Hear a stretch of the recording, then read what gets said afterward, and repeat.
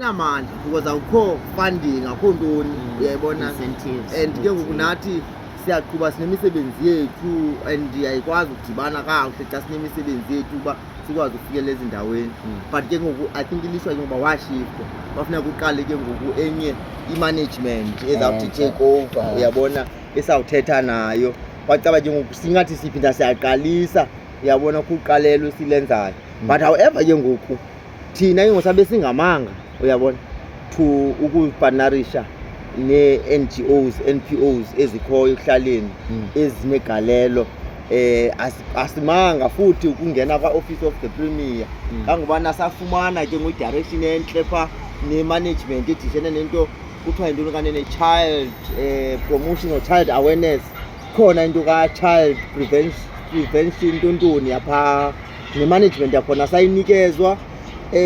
bayivuyela nento yobana masibafumanele abantwana abazakwazi ukuthetha ngeento ezi-related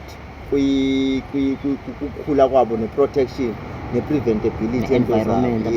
So Office of the Premier ke ndifuna ukuthi naye was supportive uyabona when it comes to this kha ke ngoku iba ngamagingci bananixelele ke nyani babe honest bathi i-funding is not enough for into ethile so sibona ngosizawubethakala kwinto ezithile uyabona. However ke ngoku ndifuna ukugcinisa into yobana no-Premier uba uyammamela kakuhle u-Oscar Mabuyane akana speech u-Premier asithethayo esingashiyeleli ngasemva into yokukhulelwa komntana esikolweni nengxaki eziye zenzeke ngokumitha kwabantwana ezikolweni uyayibona. So siye siyibambe into yobana wonke umntu is rallying around to ensure ukuthi teenage pregnancy my pain. Yes, teenage pregnancy my pain. Now ke ngoku nanku umqa ngo-2024 ngoDisemba andizibhizi nale nto nge-Christmas ka-2024 kuzovela umntana ozelwa ndithi nge-Christmas kuyabalwa ii-numbers ezibhedlela abantwana bayenza abantwana nge-Christmas baphathelwe iziphiwo ngoo-Premier ngoobani. So nge-Christmas eLimpopo i-elections bezininzi elections ngo-2024 nge-2024 nge-Christmas ka-2023 nge-Christmas ka-2023 uPoppy Ramothuba uPremier waseLimpopo uyonikeza izipho esibhedlela saseLimpopo uyafika pha ke ungu-health ka-MEC mos nanku umntana emithi apha eneminyaka eyi-13 mashata Jesus phofa kamithanga unomntana nayo nantsi ingxaki ngumnqa because uPremier uyi-advocate yale nto mos uPremier uyi-advocate uba kungamithwa but ibingengo-Premier that time bingu-MEC that time so uyothuka ke ngoku but ke ngoku kukula nto yokuba iyakhuza into yoba umntana abe nomntana emncinci but ke ngoku uphethe izipho for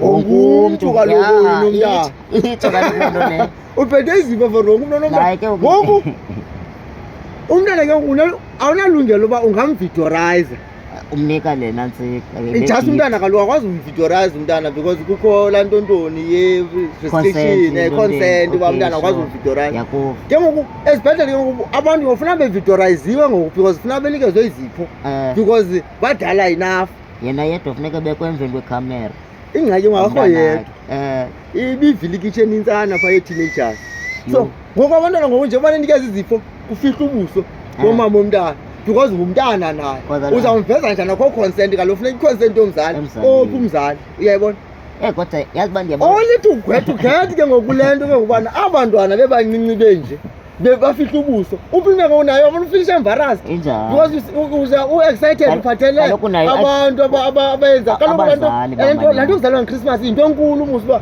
uzalwa usuku kaYesu so it becomes a huge thing kuphathwa izipho kuthiwa nke uba ingxaki ngoku sinale nto uba uPremier ke ngoku uzibona funeka inezi izipho abantwana ubona abantwana nalo uPremier uthi no man it was not a Premier, he was not a Premier at that time like the way we got close to indaba kaPoppy Ramuthuba sifuna ukumkhupha kule nto as much as ingengomntu ubandakanya iphondo lethu, but simbona uba ingumntu oyikhuthaleleyo le nto ye-teenage pregnancy, yabona nempucuko yendawo yakhe iLimpopo, yabo. Azothi u-MEC uPremier ngoku i-MEC that time, no man, something is not right here. Bamithiswa ngubani abantwana? Baphotha. Asizudlula apha. Asizudlula apha singayifumenanga into yobana bamithiswe ngobani abantwana. Yavela i-28-year-old. Later on. Yenza ntoni le 28-year-old? 28-year-old yaziphangelela. Into ntontoni. But ke ngoku uzamnyuqunywa ke ngoku. Uzanyuqunywa. Waqonda uPoppy uzangqala ngqo. Ufuna ukwenza umzekelo ngala 28-year-old. Apho kufele khona. Waqonda whatever the case izawuvenza umzekelo ngayo. Okay, fast forward. Sibeke ecaleni naseLimpopo. Masibheke ephondweni. Andizothukile sonke si-country. Ngo-2023. uPoppy ngala migudu ayenzileyo bambona abantu baseLimpopo, no man, this person is doing the job. Uyabona? Bamnyusa. Bathi uyi-candidate ke bampremier for imigudu ayenzayo for iphondo lakhe. Uyabona? Bamnyusa bamfaka as a premier. As a result, iLimpopo i-ruling party yafumana isixa esithe xhaxha because beyibona imisebenzi kaPoppy Ramuthuba. Uyabona? Kwiphondo lika-health as a doctor for the profession yakhe. Okay. Asahambe ngosibheke e-Eastern Cape. Andithi sisothuke indaba yaseLimpopo ngo-2023. Poppy Ramuthuba ufumana i-premiership 2024. Kuyavotwa bafumana i-slight majority ye-winning. Sihambe Eastern Cape asikava nto musa. Eastern Cape 2024 Christmas. Buza umntana ofumene usana ngo-2024. Unangaphi? Buza. Unangaphi? Maniphinde. 12-year-old. Hey! Jesus. 12-year-old. Christmas. Is it Christmas or New Year? Utata unangaphi utata? Jonga, asikamfumana ngoku utata e-Eastern Cape ukuba utata akwathathwa amanyathelo e-Eastern Cape kwathiwa uzawufunyanwa lo tata ntontoni. Asikamfumana namhlanje, asikaboni tata oyovela ecourt nanamhlanje wala 12-year-old e-Eastern Cape. Ndifuna ukumnikeza i-coloration yokuthi how these things happen kwamaphondo. Uyabona? And ngala maphondo sithi ayahlupheka la. Apha ephondweni siba nawo ke noMaria, because sinayo icase enjalo yomntu one-disability ovele wa-pregnant engakwazi uhamba. Sacela apha ephondweni eyafuna ugadwa nayo. Xana 12 lo umithileyo apha ephondweni phethini eLimpopo sizayigada le nto abantu bamithisa abantwana apha ne-disability abantu abangakwazi uhamba. The worst part ke ngoku because sisebenza kwezi zinto ne siyaxelelwa ngabantu bakwa-health bathi sinayo una-12 phaa ngoku, sinayo una-11 phaa ngoku, qha sikwazi ukuba sini-invite, asikwazi ukwenza kaloku i-consent efuneka yenziwe. This thing to us kaloku i-patient kuthi, so into esithi confidential. So uyabona ngokubana si-protect i-crime, itsho loo nto leyo, si-protect i-corruption. I don't know why, how do we treat these things, because kumane kuthiwa it's a confidentiality, awuzukwazi uthetha ngale nto. Ngoku komba hemani kuqunywa ntoni kule nto, uyabona? Fast forward ke ngoku silapha ngenxa yantoni ke ngoku MEC wakwa-health uvele ezindabeni, ndimlibele nje igama lakhe MEC wethu wakwa-health, uzobuzwa ngokuthi irate yabantwana nokumitha i-teenage pregnancy ihlile. Zithi researchers siyayibona uba yehlile and yehlile drastically, asisazi sizathu yintoni. Uyabona? Kuzo-interview yonke u-MEC walapha ephondweni. Ndimamele ke u-MEC walapha ephondweni, uyabona? MEC wasephondweni azama ukuyibeka ke ngoku ukuthi zikhona interventions eziye zenzeka zalapha ephondweni ezifana ne-NPOs, ne-NPC, ne-NGOs that were involved, uyabona? Hey, ndikomba ndi-excited, uyabona? La magama ayabizwa ke ngoku, uyabona? Ndikomba ndi-excited, ndiyasebenza mosindama abantu ndawo emnxebeni. NPO emadoda igama lulevele ezindabeni, u-MEC uthetha ngani kamandi phaa kothuka NPO ke ngoku uyothuka kum, hayibo sisezindabeni besenze loo nto. Uthini apha kum noko? Nakaloku ndibukele kwi-SABC like ngoba ndi-excited uba yo guys the work that we are doing we are doing kothuka ke yabona ngoba kukho izinto ngoba yabona uba asinayo i-communication sine-communication eyi-problem kwiphondo lethu lokuthi izinto zenze kanjani. Andiphelelanga apho siyibambe kwindaba ye-meeting bendibambe with u-Office of the Premier ibibizwa sithi singu-Humanity. Office of the Premier, Department of Education Provincial, Stats SA Provincial, Department of Health Provincial, NPOs ezikwazi ukuphumelela. Fine, babe ne-apology, Office of the Premier, apology u-Stats SA, abe khona education, abe khona u-health. Tikomba fine, zozona critical. We can continue this meeting. Okay. Umbuzo endiwubuzayo, siyithathwa ngubani i-stats sokumitha komntana esikolweni? Andikayifumani nangoku impendulo yalo mbuzo. So ngoku sikhangelisike ebumnyameni ukuba abona abantu bazi-custodians zento. Are these cases being recorded okanye ziyavele zijongwe nje kuthiwa kumithi abantu bamithi asiyazi bangapha abamithi kwesiphi isikolo. Because bendifuna ngoba bakhe sifumane ni-stats ngoku ndisinyeze ni-stats.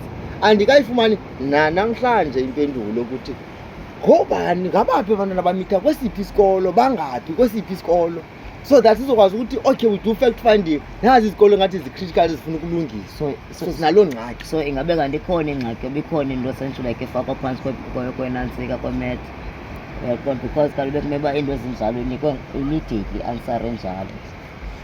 Mna ndinayo into ethi ewe i-answer kumele siyayifumana, but where I'm going with this thing is that it might be into yokuthi the department themselves abanayongo i-dedicated position yomntu orelated kwi-stats ezinokwenza ne-pregnancy. So yinto mele biyalungiswa leyo. Siyifuna into yobana xa kuhlalwa ngoku i-custodian ye-statistics ngo-Statistics South Africa. So kuyanyanzeleka into yobana xa kuhlalwa ngokwe-meeting eno-Department of Education, Department of Health, u-Statistics South Africa makabe khona azokwazi ukuza nento yobu-template ukubana i-stats ke ze-population siye sizithathe ngolu hlobo. Nineze-pregnancy sicela uba ndingazithatha ngolu hlobo zibonise le nale nale nale, ubani angakwazi ukulungisa le nale okanye singanincedisa ngolu hlobo nolu hlobo nolu hlobo. Sizokwazi uba nathi into esiyithethayo iyakwazi ubana kukhona umuntu oyi-authority board yayo ozawuthi hayi siyayazi ngohlobo esibanikeze ngalo bayithathe ngohlobo esiyifuna ngalo, nazi ikhwili esibe nazo bangakhange basifakele zona, but singakwazi ukusebenzisa esi-statistic for into yobana sizakwazi uba siyosebenza kwi-statistics account. Uyabo, so sisanaloo ngxaki yokubana i-statistics sithathwa njani se-pregnancy in the first place ezikolweni. Naphi na teenage pregnancy, just i-pregnancy uba ithathwa njani. So sisanaloo mdla waloo nto, but owona mdla omkhulu zizikolo kakhulu because sisebenza nezikolo. So ngumcimbi wethu ke kwa-Humanity lowo. Then fast forward ke ngoku size ke ngokubana sidibana njani nephondo. Okay. Yintoni sidibanisa nephondo sibe kanti silapha? Hey man, ndiyayiva mani apha ephondweni, apha ephondweni, apha ephondweni, hey apha ephondweni. Hey nami xa ndiphumile out of i-province xa kuthiwa ngeMpuma Koloni kuthiwa ephondweni, uyabona, hey phondweni, but andithatheli ngqalelo ne. Yintoni le nto yasephondweni? Andithatheli ngqalelo, but ndiyayazi uba ephondweni kuthethwa ngephondo leMpuma Koloni. Exactly. Uyabona, ndizomamela ngenye imini sine-meeting esiyibambileyo yabasebenzi kulo msebenzi ndikuwo ngokwakha consultants sihleli phaa. Hayi man, ndizomamela ilizwi endilirecognizayo. Khanye ngola ilizwi endilirecognizayo usefowunini ngalo mzuzu? Kaloku singu-virtual meetings, zeza meetings zibanjwa virtual Microsoft Teams. So ngumntu Joburg, Cape Town, ngumntu lapha kuzoncolwa ngale project ke kuncokolwa ngayo, uyabona. Ndizova ke ngoku kanti umntu ngapha umboko akawucimanga awufakanga kumuntu umboko, uyabona. Ndizova ilizwe endilirecognizayo sithi hayi mani bani uhla nini ubheke ephondweni, uyabona, nam ndiza kwehla ntontontoni uze ephondweni, uyabona. Kuzomane sithiwa heyi cima imayikhi, ufake umuthi kwimayikhi, uyabona. Yena ngoku uyathetha kwacela hey xa ndisithi hayi man is my former work colleague le ndiyaliva ilizwi. umhlaba mncinci. Yeah, my former colleague was a Joburg ngoku, uyabona. So the guy now just gave me that idea about geez, ephondweni elisikulo nabo xa bekhumbula ukuze ephondweni xa bekhumbula ukuza eMpuma Koloni bathi baze ephondweni. Uyabona, nomuntu obuza ubana kunjani eMpuma Koloni uthi kunjani ephondweni. So kahle kahle ligama lethu eli ndalibamba ke iphondo ndamcelela nawe uba ney'fondini ungaze uthi kanti eligama lephondo kwenzeke intoni. Ligama elibhilonga kubantu balapha ephondweni Eastern Cape. Uyabona, yeah. So ke ngosingabo bantu balapha ephondweni I think uzawubuza ke ngokubana sidibene njani mna nawe. Besizawubuza kaloku Bhutumi uba uLanga Setsho noSigcebhu noBhutumi yintoni ebadibanisayo kahle kahle istory sithini, because kaloku I want the story behind uBhutumi noLanga noSigcebhu uba badibene njani aba bantu, yintoni ebadibanisayo. Uyayiva laa nto? It's a beautiful story. Le mbuzo wakho une-story behind. I think zawuqala also from current premier wethu. Current premier wethu xa kebalisa ngokuhlala kwakhe phaa esuthwini nabantwana bakhe. Unento ayibalisayo phaa uBhejula athi bendingenakwazi ungahlali nabantwana bam because nomntana wam onokhubazeko. Okay. So ndiyamazi uba lo mntana waziwa ndim nomamakhe qha. Okay. Ngabo singabona abantu bamaziyo kakhulu. So ukungabikho kwam phaya izawuba khona into ezawuyi-affect i-psychological mindset yakhe.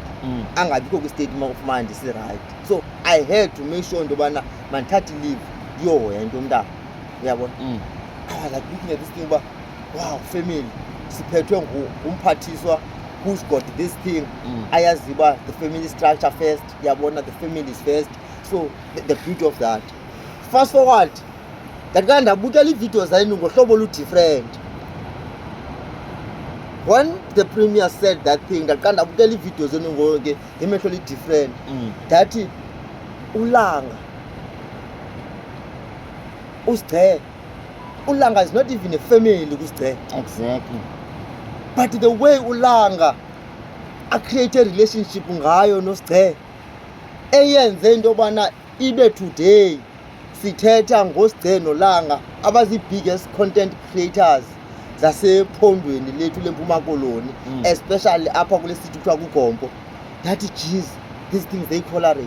So wherever uPremier is ndifuna ayazi kwakulomboka uba ayazi ukuthi the reason ndiye ndabakho into endidibanisa nani kakhulu, it's because how he has elaborated inkathalo yakhe ayenze kumntana wakhe one-disability. Hayi Premier, hayi le into xa inje Premier masikunike. I'm so glad uba uPremier wethu uyihoyile into edibene ne-disability because uyayazi. Ndiyavuya Premier. Okay. So ke ndayithatha ke Sigcebhu ndazoyidibanisa ukuthi uLanga, this one is not even a family person, but uLanga is made sure ukuthi uSigcebhu will be known as long as I'm still alive. We're gonna treat this thing like brotherhood. So I was like, yo, this thing has got to be taken beyond what we look at.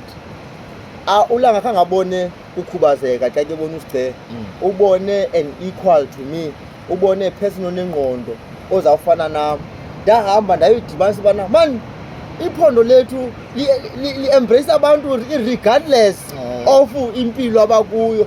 Ndayoyidibanisa ke ngoku ndayojonga neento zalo mfana Unja noFishi. Ndathi man, abantu bethu ba ingqondo yabo it's about embracing. It's not about ukunyasha amalungelo abantu, it's not about ukunikeza this thing. So I looked at that thing, I was like, yo, ndiyibona ngolunye uhlobo. When I met you kule funeral, I was like, yo, this is an opportunity that I can never miss.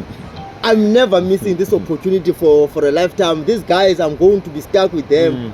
And sisuka ku-background that we are not relating kuzo nathi. Akusuka sidibana nabantu abanokhubazeko. Enjalo. I know of a child kwezi age zethu. We were young then, like 8, 9, 10. Sisolusi. That guy, all he wanted was to be part of us. But angakwazi uhamba. Kokwabo bemgcina endlini, not because ibiyinto bebesithi bashaye kuyenza but bebemkhusela thinking uyabona because nabo bebesebenza benezinto zabo but isikhalo salapho ndisikhumbula namhlanje I was 8 years then xa sidlula phasi vele kolusa singamakhwenkwe elalini sive sikhalo salantwana salamfana cause intanga yethu if ufuna uphume endlini uyabona naye ufuna ilanga but there's no one and we are just boys we did not know any better now that we are older why can we not embrace celebrate abantu bethu siphila nabo abaphila nokukhubazeka uyabona so we want to say big up Sde noLanga for looking after each other. You are demonstrating to the world that two people, they can be united without the background yegazi but just because of incoko abadibana nazo. Then the next stage ndasibona that I can never miss on this one. Ndibuza ke ngokuthi sithi ku Sde ceka ukhuphe fundi le license yakho hey yayijonga i-license kaSde uSde bantu baserithi unayo ne-PDP ndikelela umninawa wami nje ngonje sihamba kuyo ndithi awuyaqhuba ke lo mhlekazi ungunoteksi uthi hasuka udlala ngawo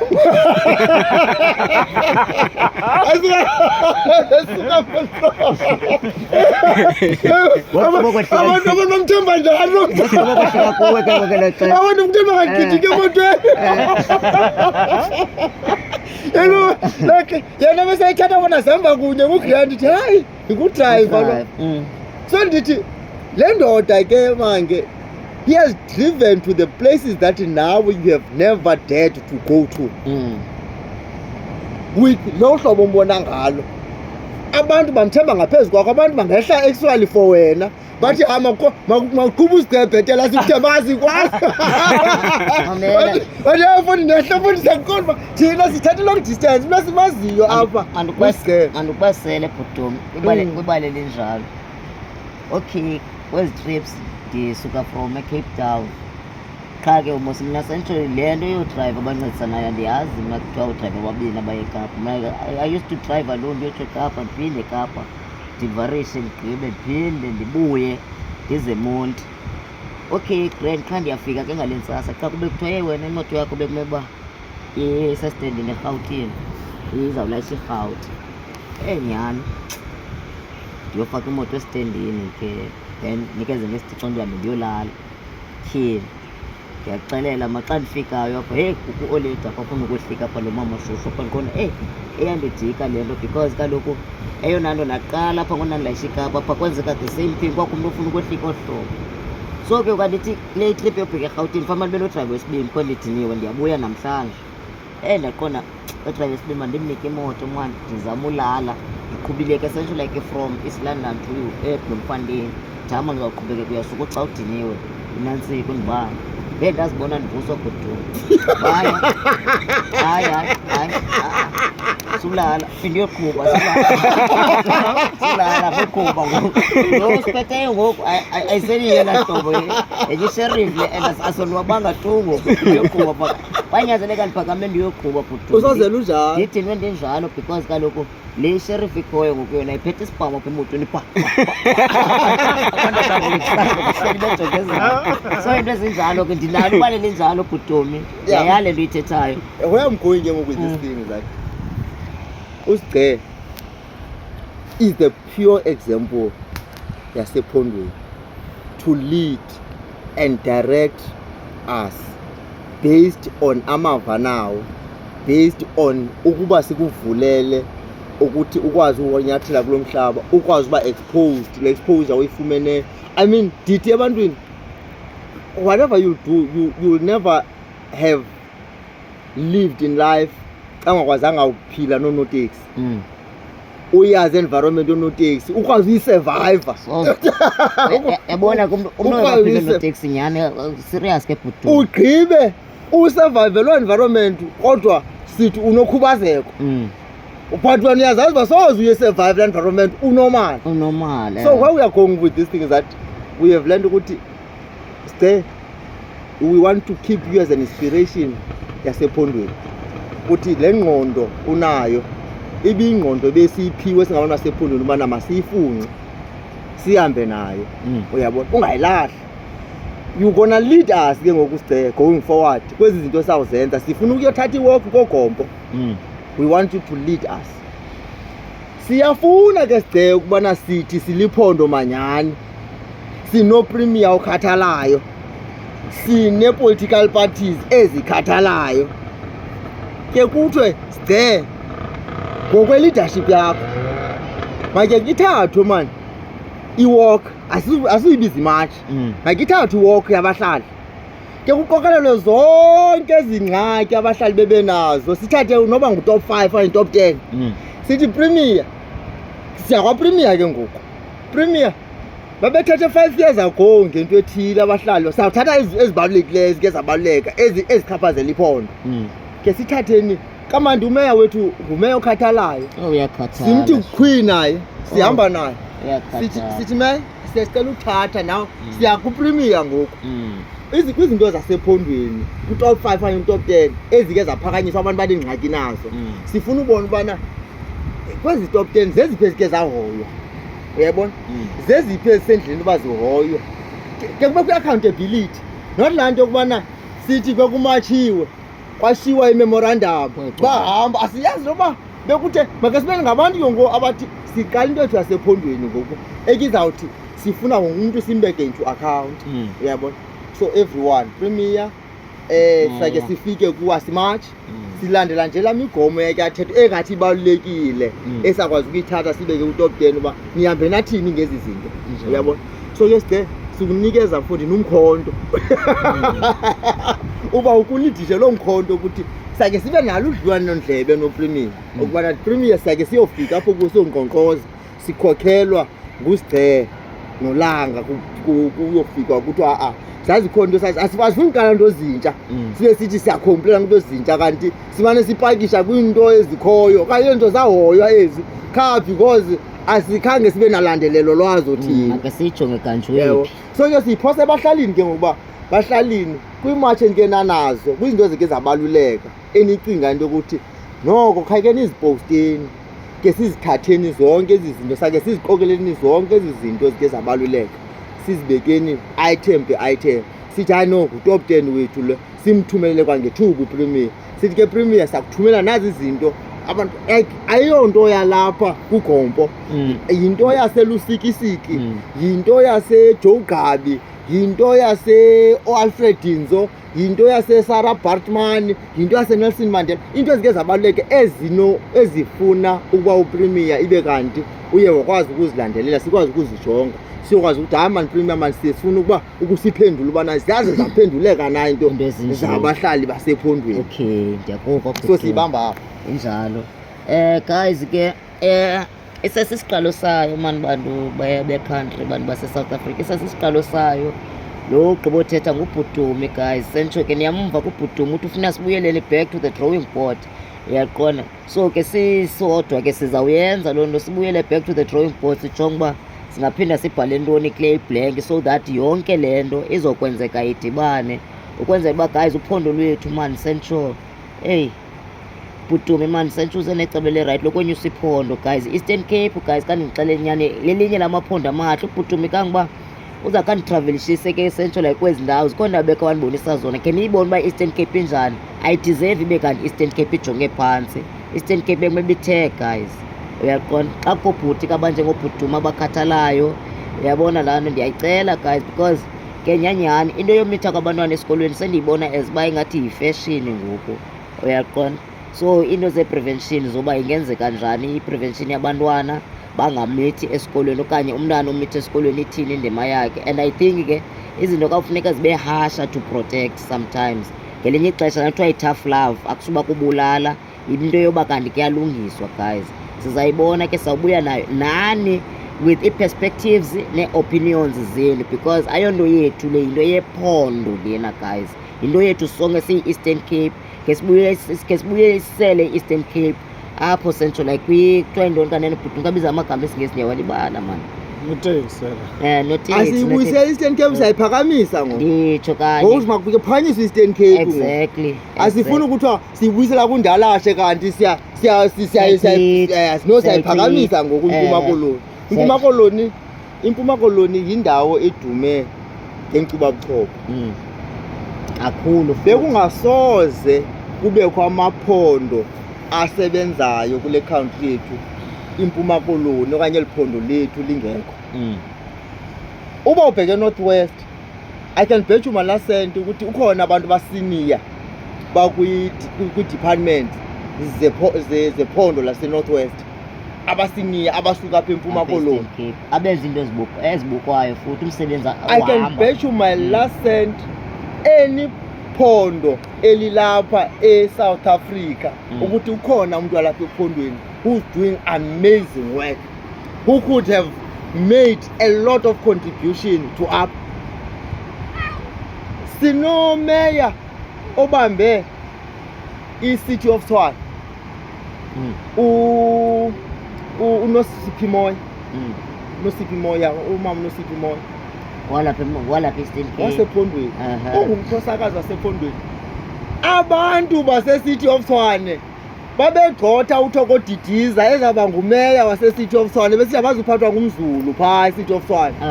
Bathi bafuna uSiputla, lo nguMinister of Electricity ngoku. Bathi bafuna uSiputla wabo bona, but kwathi kwangena uNasiphi Moyo bathi maka sithi John kwenzeka ntoni apha? Nasiphi Moyo is doing wonders e-City of Tshwane.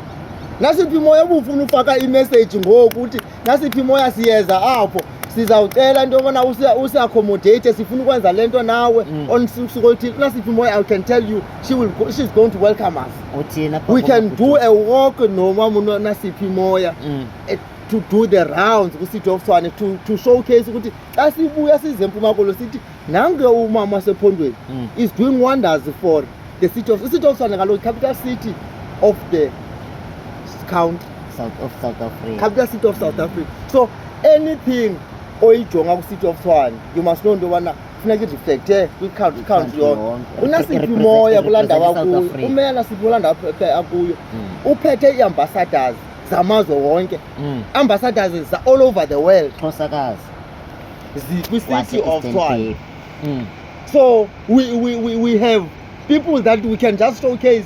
Sidote nje sithi these are the people that we know they are doing wonders kwilizwe lonke. Actually not in South Africa, all over the world. uMiriam Makeba was embraced e-USA kwalapha intombi yalapha. So we're talking about the people who have made the contribution evaluable. Asikafuna uthetha nge-legends, sisazibeka ecaleni oSobukwe, sababeka ecaleni oMandela, sisathetha nje nge-cream de la creams nje eziyipati yasephondweni. So we've got more than enough potential to put iphondo lethu where we want it to go. So before ke siclose ndinesaziso nesaziso. Isaziso sethu ke sithi kaloku senze i-running, singasibona abantu ngathi sicwebile nje, sisuka kwi-running sivele ubaleka i-park run ngoku, uyabona. Kule park run sisuka kuyo ke sine-organizers ke ze-park run,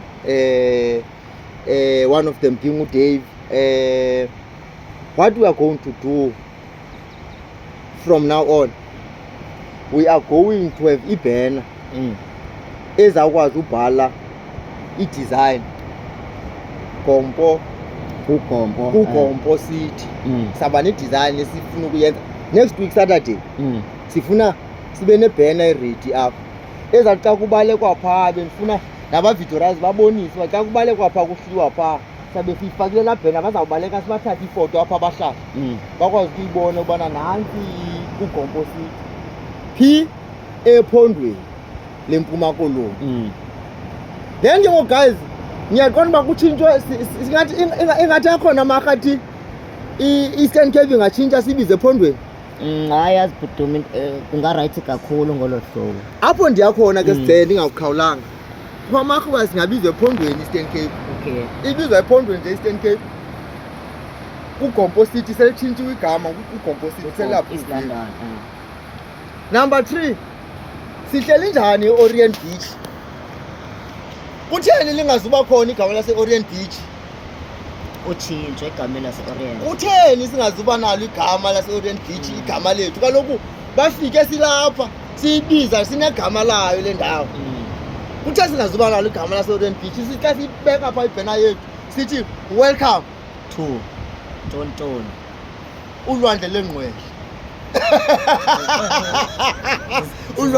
Ulwandle lengqwele madoda. Engathi ngithandile egameni. Sizawuyela. Kangakubana le Orient Hall ilapha ngaphezulu. Yeah, khanye ngakabazibona isitho ngilawa mthi yona. Yabo. Ama ni Orient Hall musunyuka apha le. Yilo le. Kodwa nomthi lona. Le Orient Hall inambali engapha kwekolo. The best boxers ziphume kule Orient. Awusoze bayi best boxer ungakhange uhamba apha.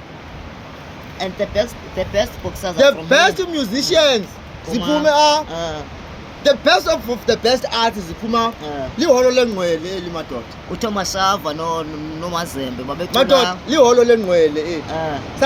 Kwafika uTKZ bezocula the biggest hall kuziwa apha kwelo. Isazisatshisa izinto ngoku. Liholo lengqwele eli uThomas Shava besacula iGet Yes. noMazembe Osama Bin Laden. Madoda sithi ke igama eli abantu mabaze negama thina sesithile lethu uba alizi igama esilibonayo bana liyaphucuka. Yeah, ulwandle lengqwele. Sinegama thina sinolwandle lengqwele. Ulwandle lengqwele. Oh top notch. Ulwandle lengqwele niyeva. Njalo ke guys. Niyayiva mosi ihamba phi andithi? Okay. Nandivalile ngoku. Uyivalile bhuti. Ivalile siqhe. Siyani kugombo. Siyani kugombo. Siyani kugombo ro. Saphinda sibambeni. Kwelitye lakugombo sizawuyani pha sizayithatha napha yesibini. And sinawo umdla ngoba na abantu funeka basichaze xa sipha. I think njengoba belapha. Either sibiza iliwa lakugombo okanye ilitye lakugombo okanye intaba yakugombo. Wazi ndithethwa ntoni loo nto? Ndimamele umduka lo. Umduka abantu bebheke entabeni. Umduka abantu bawumazi ke indoda nje esingenayo izawusigeza nawumbona nayo Bramdu bayamazi ibhosi yebhosi. Yes, utamduke ngoku bayamazi othendameli usicela phaa isonka bayayazi. Asazibe ngathi umntu wangaziwa bayazazi abanye benemali epokothweni nje amadoda ababazi umntu uyaziwa umntu. So sifuna sikwazile ukukhetha basincedise abahlali. Sibiza intaba yakugombo okanye iliwa lakugombo okanye ilitye lakugombo. Then ke sakwazi udecide from there. Hayi mna ngivalile kwelami icala. Ndiyabulela. Okay guys, siyabulela mani nathi. Guys ke nako lethu mani icala iVoice for the Voiceless sentsho isasebenza nathi sisasebenza i-disability but then at the very same time abantu bathi sinqabile. Sinqabile just because ke into ngoku esiye sifacene nayo into ethi uba abanye abantu guys abafuna ufoto and that guys still nolanga sisayidinga i-assistance because eyona nto iphambili kaloku sentsho sisebenza abantu abacritical too much. Sisalidinga uncedo guys and if umntu khona mani sentsho like une-chance please guys please kunzima ufumana i-ambulance guys. Ambulance ayifumaneka uyifowunela uyincame i-ambulance namapolisa kawakwazi uyifowunela i-ambulance. So sisengabantu abakhoya sinabanga guys and siyayidinga ne-assistance from abantu guys kule nto siyenzayo because I think umntu obeke ilitye ngamabomi efront. So yeah, dango Voice for the Voiceless sasipana ningathi wile sasipana olaa hlobo luyi-1. Dango guys.